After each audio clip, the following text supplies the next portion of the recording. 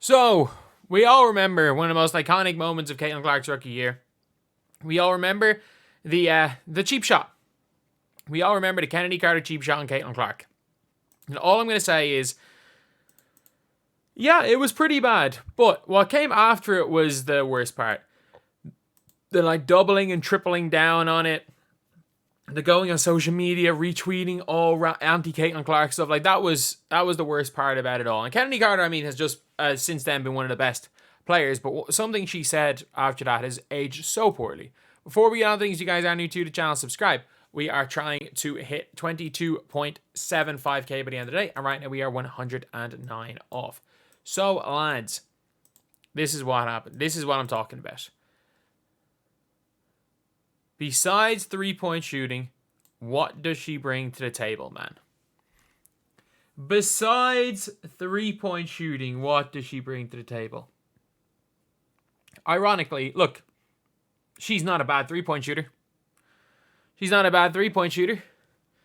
But besides three-point shooting, what does she bring to the table? That one is crazy.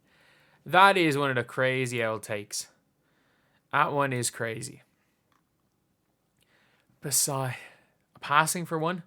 And the worst part is, the game that this happened in was one of Caitlin Clark's most impressive, to that point, one of her most impressive point guard performances. Up to that point in the season, the Fever were 1-8. And then on the 1st of June, a very, very solid game from Indiana. You've seen. And this, by the way, is Indiana Fever team. They played Christy Wallace 22 minutes. 0 minutes for Lexi Hull, and Grace Berger was still in the rotation. But Caitlin Clark had 6 assists, 8 boards, and only 11 points. But again, 6 assists, 8 boards. Christy Wallace had 10. She only had 1 more point than Christy Wallace on that day. As far as 3-pointers are concerned, she was 2 of 9. And according to Kennedy Carter, besides 3-point shooting, what does she bring to the table? That has to genuinely be one of the worst takes all year. That has to be one of the single worst WNBA takes of the year. Because if anything, Caitlin Clark has been a poor 3-point shooter. If anything, that's the one thing she's not doing well. If you want to talk about what she's doing well and what she isn't, I think her 3-point shooting might be one of the things she's doing worst. I think that's a crazy thing to say. I don't think she's been a terrible 3-point shooter. I think, again, the percentages are bad due to the high degree of difficulty shots. It's like a Luka situation where people are talking about how Luka was a poor 3-point shooter at stages in his career, but in reality, it's just that he takes high degree of difficulty shots constantly. So, look, you're going to have situations where you're going to miss, or you're going to be not quite as good as far as 3-point percentages. But look, it is what it is. It is what it is. It is crazy, though, because Caitlin Clark, the comparison of Steph Curry, I don't think is right. I think people are calling her the female Steph. Everybody calls people the next Steph when it comes to shooting the ball. But in reality, Caitlin Clark is, as I've said plenty of times, she is more magic than Steph. She is more Steve Nash than Steph. She is a passer more than she is scorer. And she's been ridiculously good as far as passing is concerned. And that's it. I'll talk a little bit later. Cheryl Miller is out there talking about her passing. When Cheryl Miller, one of the greatest of all time, is talking about you being an elite passer, you must be an elite passer. That's all I'm going to say. That's all I can say about it. When she's talking about how good you are at a certain thing, you're probably good at that specific thing. But, yeah, it is crazy, though. Because this was what a lot of people thought coming into the WNBA. A lot of people they just watched the highlights. They just watched, say, the LSU game. They just watched the South Carolina game the second year.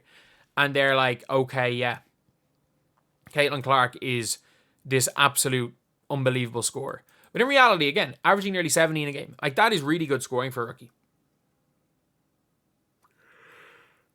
It is really, really good scoring for a rookie. But she's not that 25-point-a-game scorer. Because, look, she's not taking that many shots. it's not like Caitlin Clark is shooting a stupidly high amount of shots either. So it's not like she's not a Rike. She's not a Rike who will shoot the ball on any given game, could give you 30 shots a game. Like in her last couple of games, she's averaging, what's she averaging? 20 a game since the start of July, and the most shots she's taken in a game is 17. Actually, 29 of 14 shots in one of her games. So if you're looking at this season, like she's averaging, points wise, she's averaging 16.8 on 12.9 shots a game. She's averaging 16 on 12.9 shots a game, which is very impressive. Which from the guard position is the most efficient scoring from anyone not named Chennedy Carter. Maybe Breanna, but she's not shooting a crazy low percentage.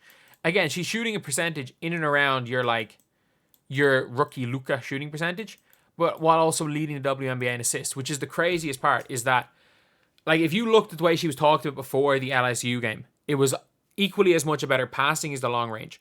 Like, Steward and Taurasi were right.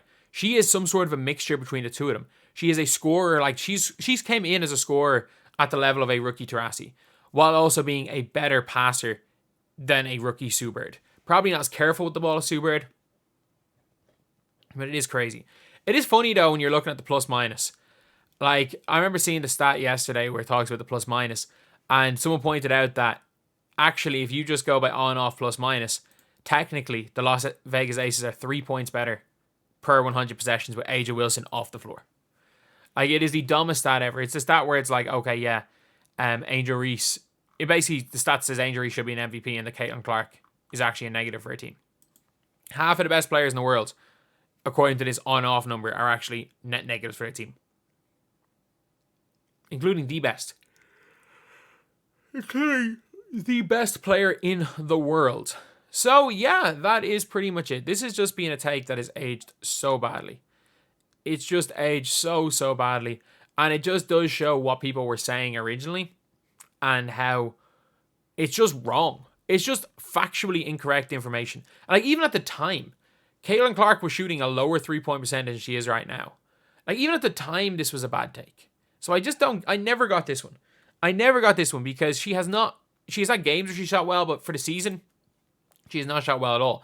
And this was after 10 games where the passing was translating a lot more than the shooting was translating.